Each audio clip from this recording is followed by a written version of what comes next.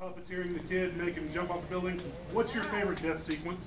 Well, on a sort of great supportive of who Freddy is level, I really love killing the kid with the hearing aid. Yeah. That's about as politically incorrect as Freddy could get, you know?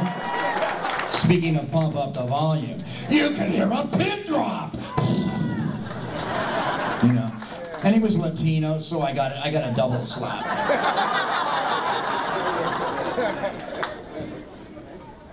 Yes.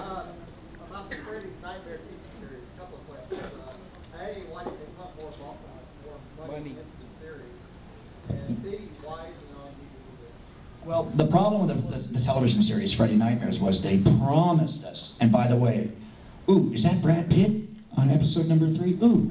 I mean, you can't believe who directed those shows and who's in them. Well, what happened was they not only promised us a bigger budget and cut it, but we were promised that we were going to be on late at night, 11 o'clock or later, so we could really do some nasty stuff. Well, we wound up, and no offense to anybody here, but we wound up at like 6:30 or something in Texas, you know, and some parts of Texas are considered the Bible Belt, not Austin, but you know, parts of Texas are a little conservative, and the network got in a heap of trouble, and it was hard to syndicate it.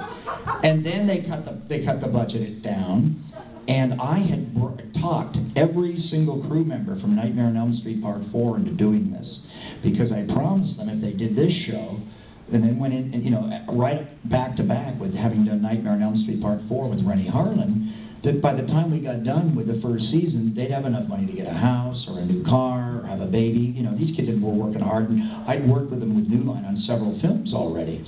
And this was going to be, if we can just get through it, you know, by the end of the season, we're all going to be fat.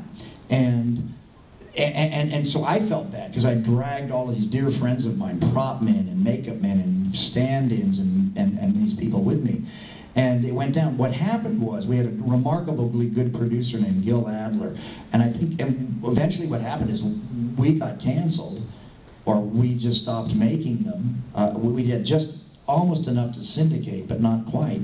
And that whole crew, and Gil Adler went over and saved Tales of the Crypt, because Tales of the Crypt had become this overproduced, expensive vanity project, and it was going to get canceled. So I just look at history like this, that if Freddy's Nightmares hadn't been canceled, there would have been no Tales of the Crypt. And Tales of the Crypt went on to do some great stuff with some wonderful writers and some wonderful actors. But if you ever find the pilot for Freddy's Nightmares by Tobe Hooper, check it out. The remake of Nightmare on Elm Street could have learned something from that.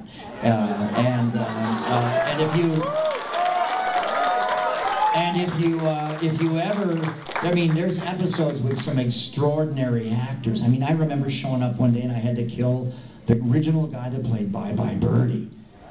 And then he asked me out to lunch, and I went out to lunch with him, and it was like Dick Shawn and Mel Brooks. It was half the cast of It's a Mad, Mad, Mad. They're all friends. They're all like hanging out at some deli in the valley. It was like great talking to these guys. And so I just sort of share process experiences to kind of justify, you know, things that disappointed me in the past. The cancellation of that. The cancellation of the wonderful show I did with Wes, you know, Nightmare Cafe, you know, just ahead of its time. My God, we had Oscar-winning actors as our guest stars on that show.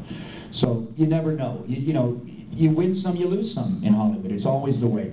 You know, we talk about things that fall through the cracks, or things that don't get noticed, or things that get rediscovered, like my Stephen King Mangler, things like that.